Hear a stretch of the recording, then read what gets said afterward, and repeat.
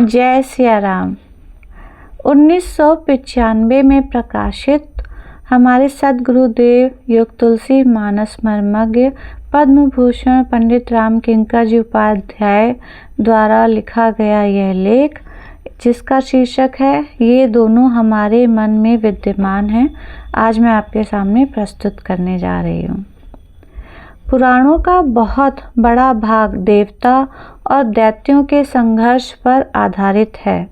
पौराणिक धारणा के अनुसार देवता और दैत्य शब्द प्रशंसा और निंदा के पर्यायवाची बन गए हैं। व्यवहार में जब किसी के लिए देवता शब्द का प्रयोग किया जाता है, तब उसका तात्पर्य होता है उनकी स्तुति करना। इसी तरह किसी को दैत्य कह देना उसकी आलोचना जैसा लगता है। किंतु पुराणों में देवता और दैत्यों की प्रस्तुति जिन अर्थों में की गई है, उसके अंतराल में प्रवेश करने पर उसका जो तात्विक पक्ष सामने आता है, वह अत्यंत महत्वपूर्ण है। पिता की दृष्टि से देवता और दैत्यों में कोई भिन्नता नहीं है, क्योंकि वे दोनों ही कश्यप के पुत्र हैं। जो भेद है वह माताओं की ही दृष्टि से है। यह द्वैत दृष्टि का एक अद्भुत प्रमाण है। समस्त ब्रह्मांड के मूल में यदि एक ही अद्वितीय ब्रह्म तत्व विद्यमान है, तो फिर विश्व में जो भिन्नता दिखाई देती है, उसका तात्पर्य क्या है? कश्यप यदि उस अद्वैत तत्व के व्यक्त रूप हैं, तो द्वितीय और अद्वितीय द्वैत बुद्धि के रूप में सामने आती हैं। वस्तुतः सृष्टि और उसका व्यवहार बिना द्वैत के चल ही नहीं सकता।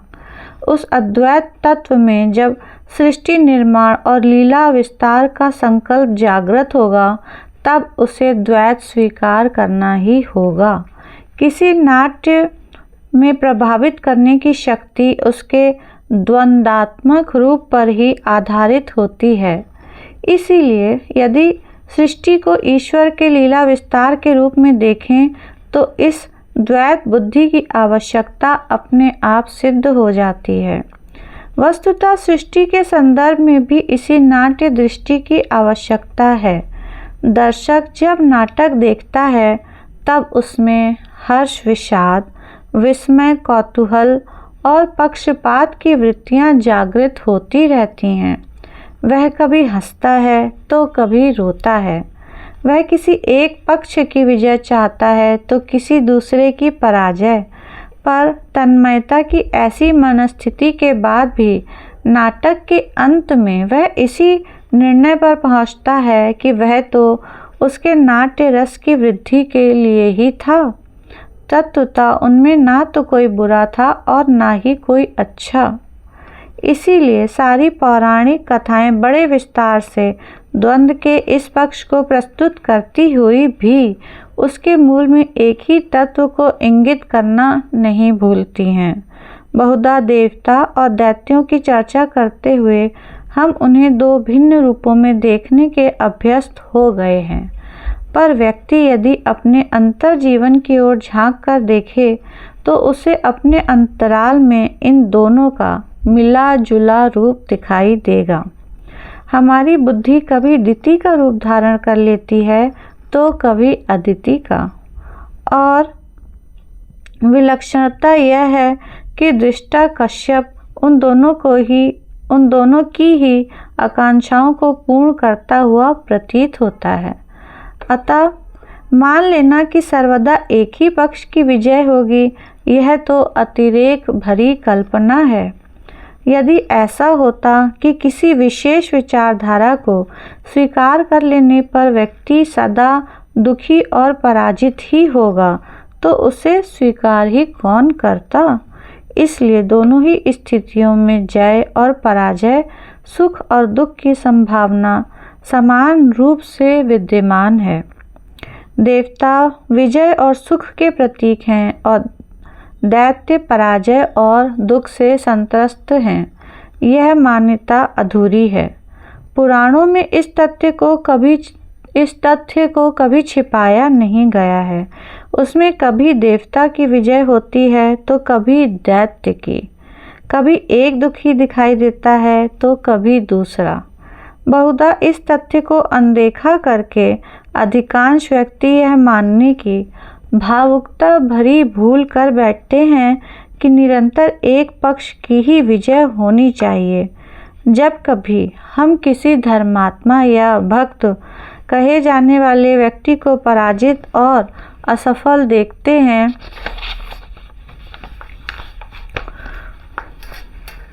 तो हमें नैराश्य और अनास्था का उदय होता है। इस नैराश्य और अनास्था का कारण हमारी यह भ्रांतिपूर्ण मान्यता ही है। बुद्धि के एक पक्ष का आग्रह यही है कि सफलता और उत्कर्ष ही जीवन के चरम लक्ष्य हैं। सुखानुभूति ही व्यक्ति के जीवन का उद्देश्य है और उसे पाने के लिए किसी भी पद्धति का आश्रय लिया जा सकता है। स्वयं में कोई औचित्य या अनौचित्य नहीं होता। जिस पद्धति से भी सफलता प्राप्त हो, इसे स्वीकार करने में कोई संकोच नहीं होना चाहिए। दैत्य धारणा यही है। देवता उन्हीं वस्तुओं को मर्यादित मार्ग से पाने की चेष्टा करते हैं। ऐसा नहीं है कि दैत्य में कोई सद्गुण न हो और देवता में दुर्गुण का पूरी तरह अभाव हो, पर देवता में अपनी भूल का भान होने पर जो संकोच दृष्टिगोचर होता है, उसका दैत्य में सर्वथा अभाव है। पर देवता में, क्योंकि उसकी दृष्टि में वह भूल है ही नहीं, किसी कार्य को भूल मानकर फिर उस पर पश्चाताप करने की प्रक्रिया को ही वह सबसे बड़ी भूल मानता है। इसीलिए वे अंतर्द्वंद से उतने पीड़ित नहीं दिखाई देते हैं जैसे देव वृत्ति वाले व्यक्ति। दैत्य केवल पुरुषार्थ पर विश्वास करता है। उसे जीवन में किसी ईश्वर की अपेक्षा का बोध नहीं होता। ईश्वर संबंधी धारणा को बीच में लाकर वह स्वयं को पुरुषार्थ से अलग करने में विश्वास नहीं करता। कवितावली रामायण में लंका दहन के समय माल्यवान और रावण के संवाद में इसी मनोभाव की पुष्टि होती है। रावण दैत्य विचारधारा का ही एक उत्कृष्टतम प्रतीक है। वह अपनी साधना, तपस्या और पुरुषार्थ से प्रकृति के समस्त तत्वों पर अधिकार प्राप्त कर लेता है। यहाँ पर इस सूत्र को स्पष्ट कर देना आवश्यक है कि दैत्य या राक्षस निरंतर बुरे कर्म ही नहीं करता है, अपितु उसके जीवन में भी उसी प्रकार के उत्कृष्ट कर्म दिखाई देते हैं जैसे देवता या धर्मात्मा कहे जाने वाले व्यक्ति में दृष्टिगोचर होते हैं। यहाँ तक कि कभी कभी तो उसके जीवन में वे और भी उत्कृष्ट रूप में सामने आते हैं। इसीलिए दैत्य और राक्षसों के जीवन में तपस्या या पूजा का जो सांगोपांग रूपक दिखाई देता है, वह देवताओं और धर्मात्माओं के जीवन में नहीं दिखाई देता। इसके पीछे एक विशेष प्रकार का मनोविज्ञान है। दैत्य समग्र अर्थों में पुरुषार्थवादी होता है। वह अपने पुरुषार्थ के बीच में कभी ईश्वर या उसकी कृपा को नहीं आने देता।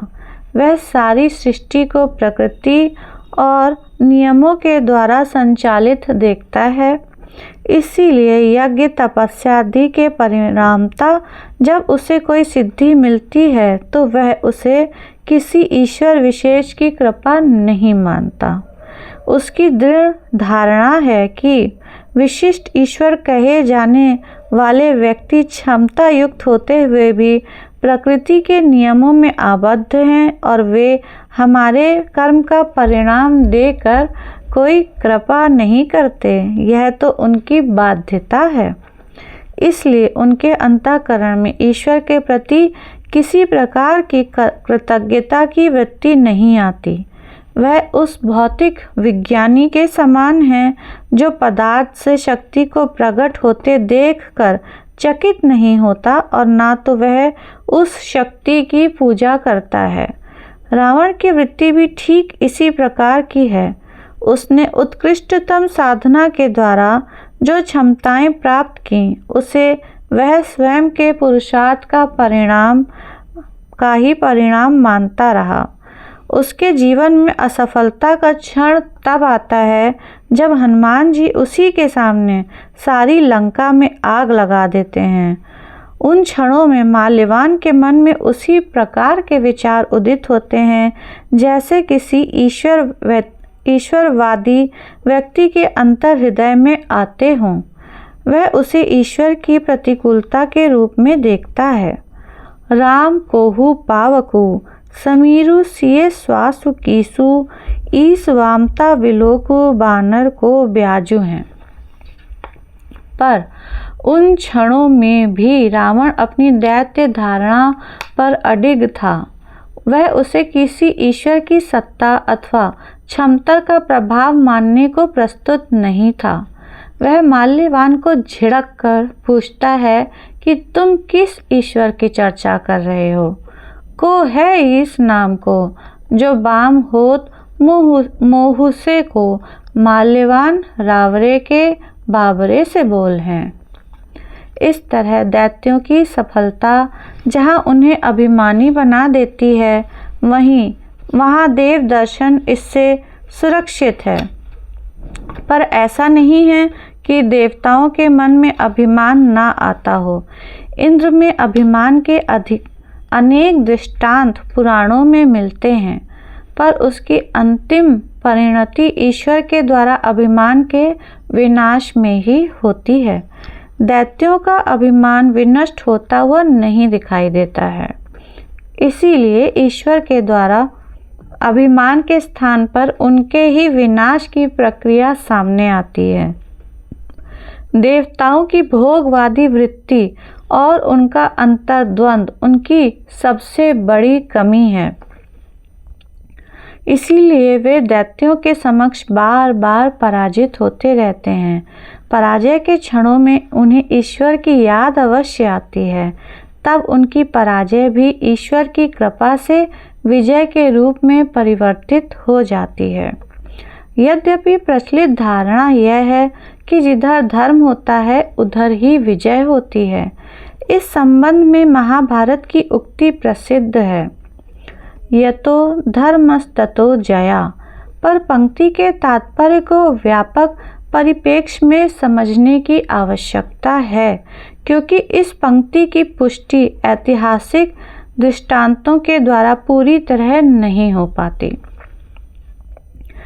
अनगिनत बार दैत्यों की विजय के प्रसंग पुराणों में प्राप्त होते हैं। स्थूल जगत में भी कई रूपों में यह तथ्य सामने आता है।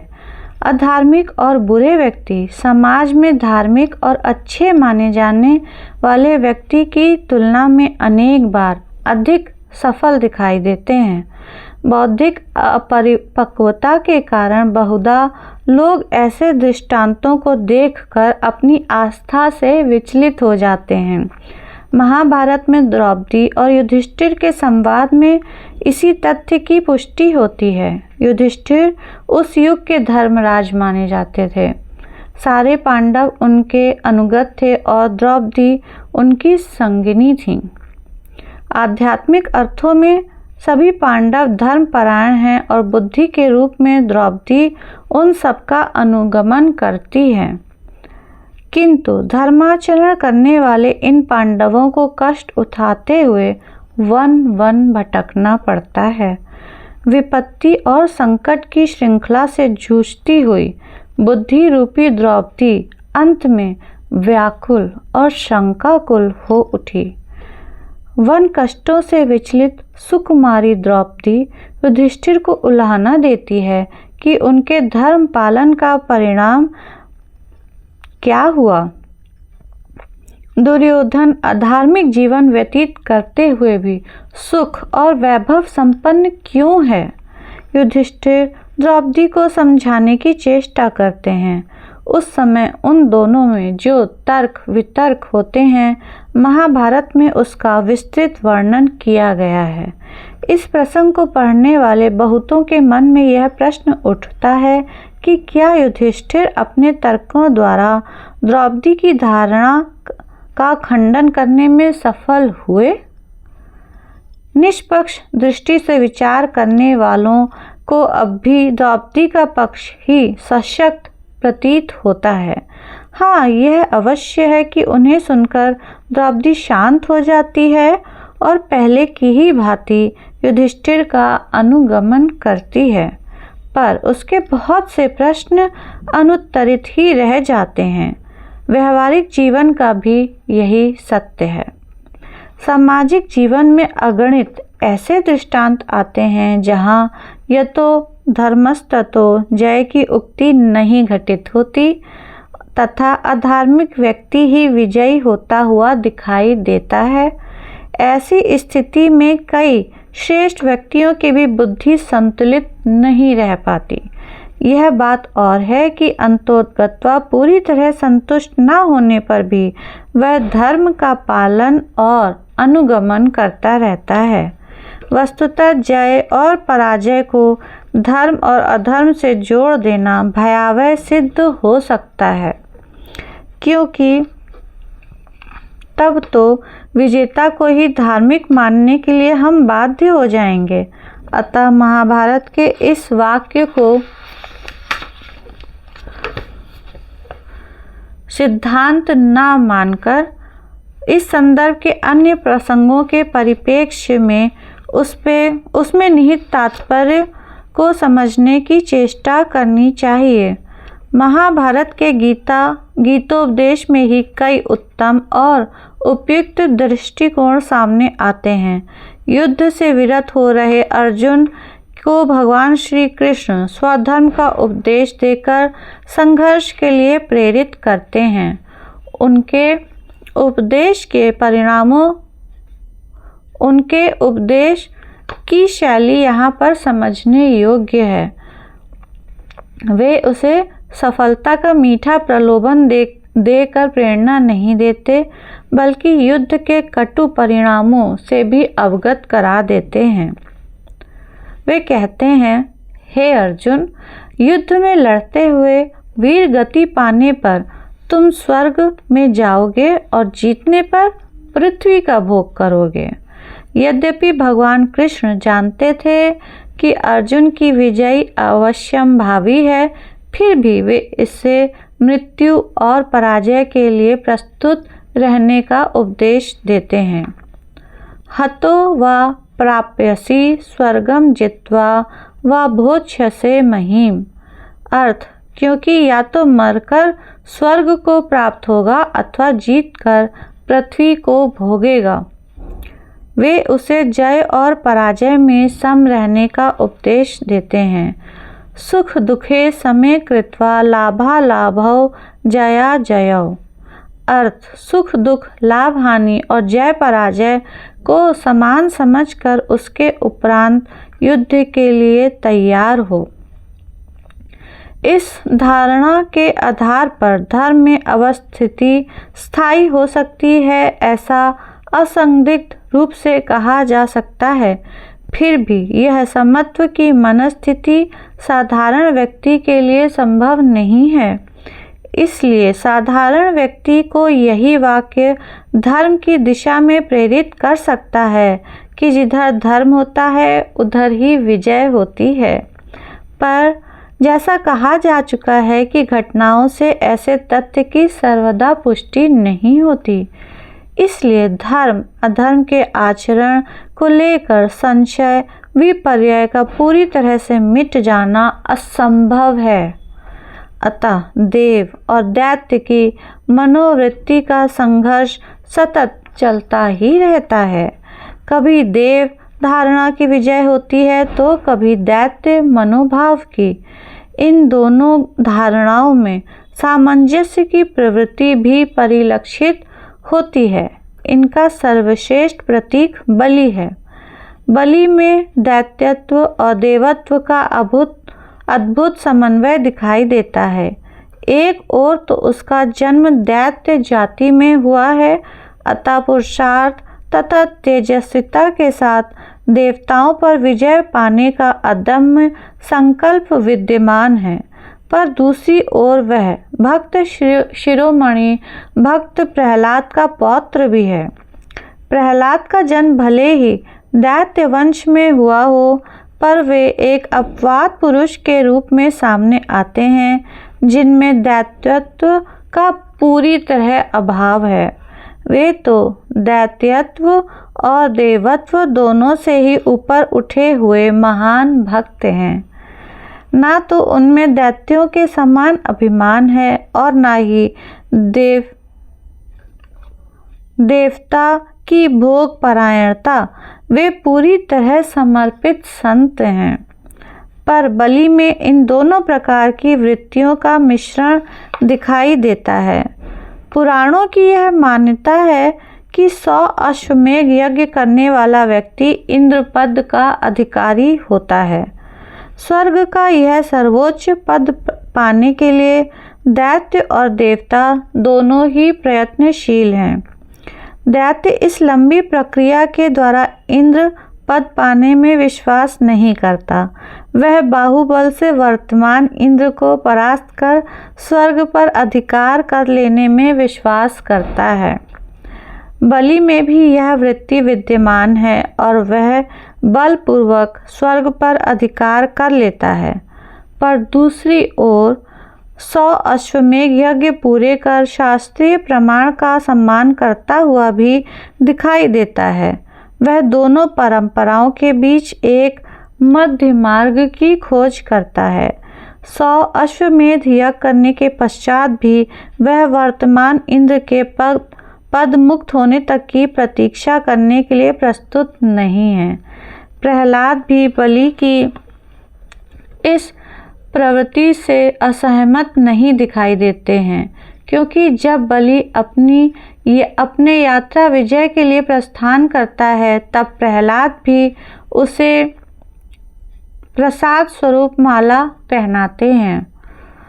भृगुवंश के ब्राह्मणों का आशीर्वाद और प्रहलाद की शुभकामनाओं के साथ बलि इस अभियान में इंद्र को पराजित करने में समर्थ होता है। पराजित देवताओं ने अपने स्वभाव के अनुकूल ईश्वर का आश्रय लिया, पर इस समय ईश्वर के समक्ष अनोखा धर्म संकट था।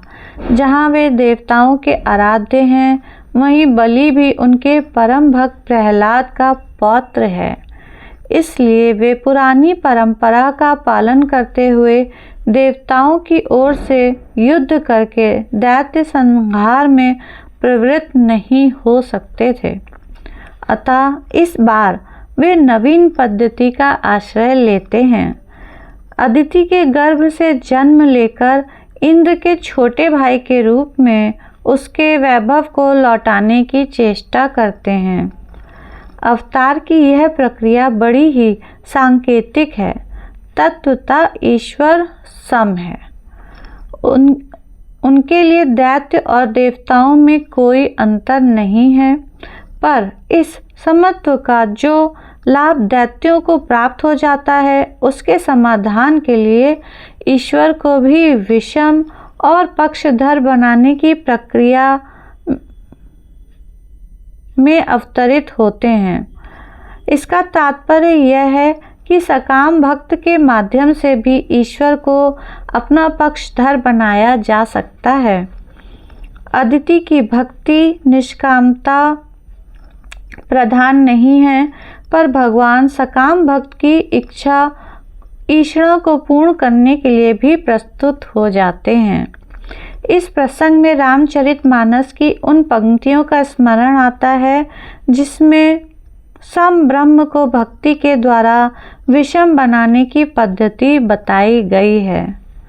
यद्यपि सम नहीं राग न रोषु, गहई न पाप पुनु गुण दोषु, तदपि करहि सम विषम विहारा, भगत अभगत हृदय अनुसारा। अदिति के गर्भ से जब वे वामन के रूप में जन्म लेते हैं, तब उन्होंने स्वाभाविक शरीर के स्थान पर केवल वामन अंगुल का शरीर स्वीकार किया। यह स्वीकृति भी प्रतीकात्मक थी। प्रभु सबसे बड़े हैं, पर वे भक्त की भावना के वशीभूत होकर छोटे बन जाने में किसी प्रकार का संकोच अनुभव नहीं करते। वे कभी लक्ष्मण के बड़े भाई के रूप में श्री राम का रूप ग्रहण कर लेते हैं, तो कभी वामन के रूप में वे इंद्र के छोटे भाई बन जाते हैं। लक्ष्मण यदि वैराग्य के प्रतीक हैं, तो इंद्र सकामता का। वैराग्यवान यदि स्वयं को ईश्वर का अनुगामी मानकर उसके संकल्प का अनुगमन करता है, तो सकाम व्यक्ति ईश्वर को अपनी आकांक्षाओं के पीछे चलाना चाहता है। इसलिए वह ईश्वर को छोटा भाई मानकर प्रसन्न होता है। यहाँ वामन के रूप में उनकी भूमिका बड़ी सांकेतिक है। प्रारंभ में वे बलि के समक्ष भी स्वयं को लघु रूप में ही प्रस्तुत करते हैं। वस्तुतः वे भक्त के समक्ष स्वयं को लघु पाते हैं, क्योंकि ईश्वर की भूमिका जहाँ अब तब दाता की रही है, आज उन्होंने लेने वाले की भूमिका स्वीकार कर ली थी। अब तक दाता की रही है, आज उन्होंने लेने वाले की भूमिका स्वीकार कर ली थी। भक्त प्रहलाद की निष्काम भक्ति के समक्ष प्रभु स्वयं को लज्जित अनुभव करते हैं, क्योंकि वे अपने एक महान भक्त पौत्र की संपत्ति का याचक बनकर अपहरण करने जा रहे थे। सकाम भक्त जहाँ ईश्वर को छोटा मानकर अपने स्वार्थ की पूर्ति चाहता है, वहीं निष्काम भक्त के समक्ष वे स्वयं को लघु अनुभव करते हैं। इसलिए दोनों ही पक्षों को दृष्टिगत रखकर प्रभु का वामन रूप बड़ा ही स्वाभाविक है। इस तरह इस द्वितीय अवतार में ईश्वर ने अदिति की कामना को पूर्ण किया, पर अवतार की समग्रता का बोध तो सुतपा और प्रश्नी को अपने तृतीय जन्म में ही हुआ, जब प्रभु तीसरी बार क्रमशः उनके गर्भ से श्री कृष्ण रूप में अवतरित होते हैं। प्रश्नी गर्भ और वामन अवतार में की हुई लीलाओं की अवशिष्ट सुखानुभूति प्रभु ने कृष्ण रूप में आस्वादित कराकर अपने भक्त की मनोकामना पूर्ण की। इस बार सुतपा और प्रश्नी को की भूमिका भी कठिन थी। सुतपा और प्रश्नी के रूप में या कश्यप और अदिति के रूप में जहाँ ईश्वर को पाने के लिए साधन पक्ष का आश्रय लिया गया, वहाँ वसुदेव और देवकी के रूप में उन्होंने ईश्वर को कृपा मात्र से पाया। वे उस समय स्वयं कारागार के बंदी के रूप में थे, जब उन्होंने श्री कृष्ण का साक्षात्कार किया। मानो यह जीव की परतंत्रता का ही प्रतीक था।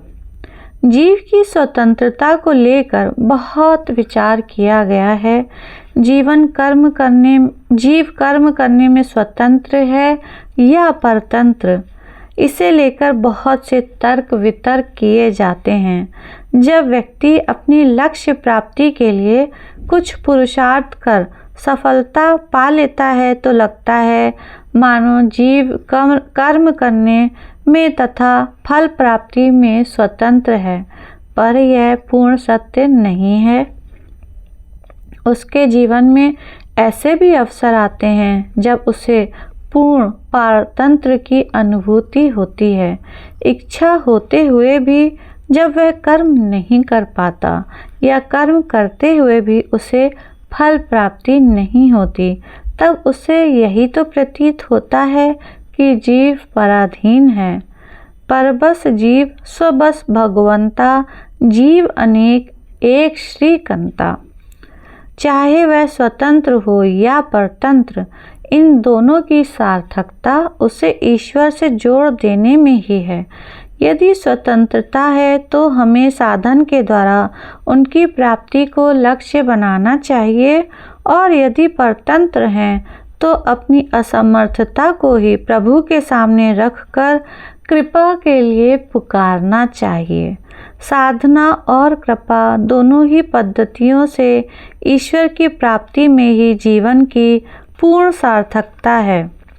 तो इसी के साथ यह लेख पूर्ण होता है और आपसे विदा लेती हुई जय श्री सीताराम। बोलिए सद्गुरुदेव भगवान की जय। सद्गुरुदेव भगवान अमर हैं। जय जय सिया राम।